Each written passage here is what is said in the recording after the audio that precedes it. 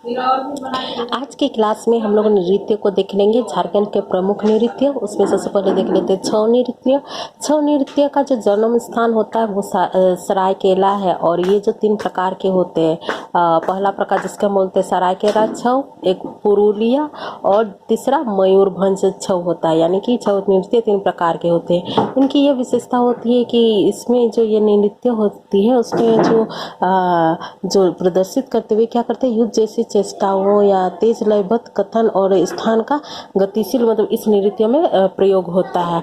और ये जो होती है छऊ नृत्य, इनके 2 श्रेणियां होती है, एक हथियार धारा, एक कालीभंग धारा होते हैं। हथियार धारा के अंतर्गत वीर रस की प्रधानता को प्रदर्शित किया जाता है, और कालीभंग रंग धारा में श्रृंगार रस का प्रधानता होती है। छऊ नृत्य को 1938 ईस्वी में सबसे प्रथम सरायकेला के राजकुमार शुभेंदु नारायण सिंह ने करवाया था, विदेश में अर्थात यूरोप में करवाया था। इस नृत्य में प्रमुख बातें यह है कि मुखौटा धारण किया जाता है, यानी कि मुखौटा धारण कर ये नृत्य को प्रदर्शित करते हैं। और इस नृत्य में करने के लिए मतलब गुरु या शिक्षक की उपस्थिति का होना अनिवार्य होता है। और ये एक ऐसा अकेला नृत्य है जो दर्शकों के लिए किया जाता है। यूनेस्को द्वारा 2010 में छऊ नृत्य को विरासत नृत्य में शामिल किया गया। 1941 में छऊ नृत्य को महात्मा गांधी के समक्ष प्रस्तुत किया गया था, और इस नृत्य के लिए अभी तक में सिर्फ 6 कलाकारों को पद्मश्री सम्मान दिया जा चुका है। उनमें पहले हैं शुभेंदु नारायण सिंह देव, केदारनाथ साहू, श्यामचरण पति, मकरवच दारोगा, पंडित गोपाल प्रसाद द्विवेदी और गुरु शशधर आचार्य, जिन्हें 2020 में इन्हें मिला। अब आगे को देख लेते हैं जदुर नृत्य। जदुर नृत्य जो होता है ये कोलोम सिंह बोंगा पर्व अर्थात फाल्गुन महीना में मनाया जाने वाला पर्व के बाद शुरू होता है, और ये सरहुल पर्व तक चलता है। यानी कि चैत पर्व में जो सरहुल मनाया जाता है तब तक ये जदुर नृत्य चलता है। जदुर नृत्य को नीर सुसंको भी कहा जाता है। इसमें स्त्री और पुरुष सामूहिक रूप से नृत्य प्रदर्शित करते हैं, और ये वृत्ताकार पर्व में नृत्य किया जाता है। और ये जो नृत्य है जदुर नृत्य ओरांव पे सबसे ज्यादा प्रदर्शित ओरांव द्वारा प्रचलित है। ओरांव जाति में ये नृत्य प्रचलित। अब आगे देखते हैं कर्मा या लहुसा नृत्य, यानी कि कर्मा को ही लहुसा नृत्य भी बोला जाता है।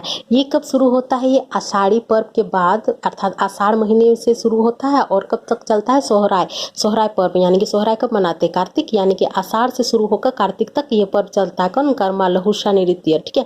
और ये क्या होता है, और ये वर्षा ऋतु से आरंभ से वर्षा ऋतु की समाप्ति तक मनाया जाता है। अर्थात जब वर्षा ऋतु शुरुआत होती है तो करम लहुसा यानी कि लहुसा नृत्य भी आरंभ होता है, और जैसी वर्षा ऋतु समाप्त होती है यह पर्व भी समाप्त होता है।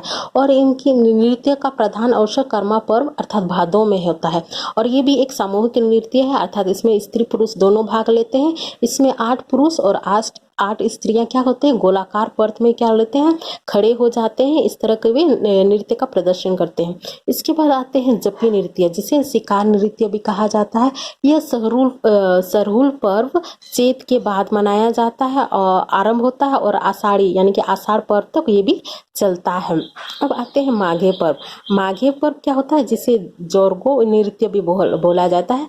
ये सोहराय पर्व अर्थात कार्तिक के बाद शुरू होता है, शुरू होता है। और कोलोम सिंह बोंगा यानी कि फाल्गुन, कोलोम सिंह बोंगा फागुन पर में शुरू होता है कि नहीं, तो यानी कि ये कार्तिक से लेके फागुन तक चलता है माघे पर्व। इसके बाद देखते हैं पाइका नृत्य। ये काफी इंपॉर्टेंट नृत्य है, जो क्या करते हैं, पुरुष प्रधान नृत्य है, और ये ओजपूर्ण नृत्य भी है। इसमें क्या करते हैं, जो पुरुष होते हुए सैनिक का वस्त्र धारण करते हैं, सैनिक रूपी अपने आप को तैयार करते हैं।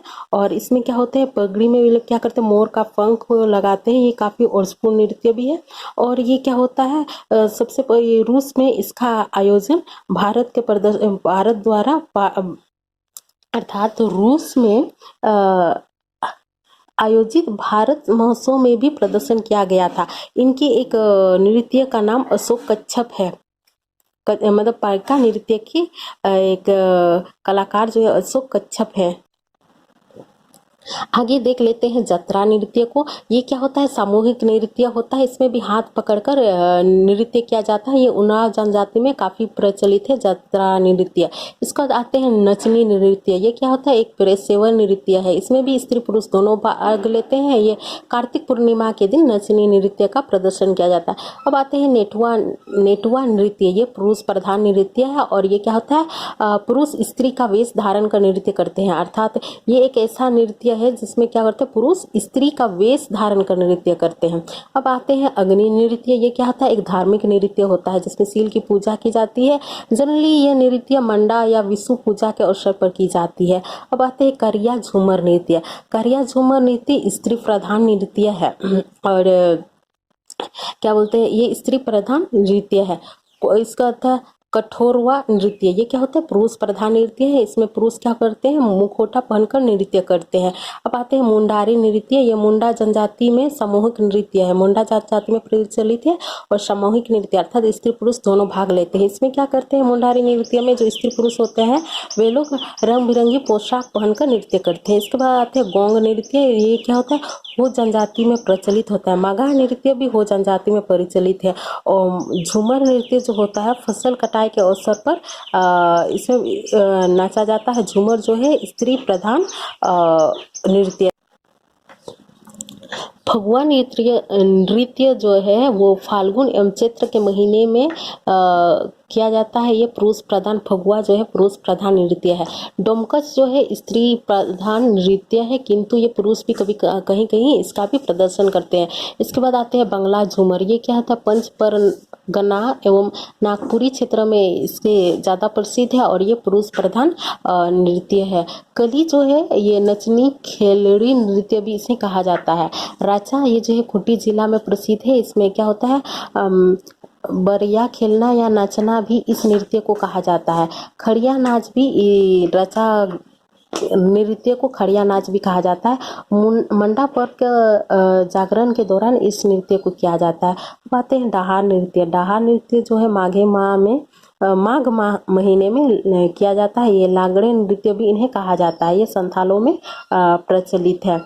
और इसके बाद आते हैं बहा जो होते हैं जाहिर या सरना स्थलों में नृत्य किया जाता है। ये इसके बाद आते हैं दोहा नृत्य। दोहा नृत्य जो है वैशाख महीने में शादी ब्याह में किया जाता है। इसे दरामदा नृत्य भी कहा जाता है।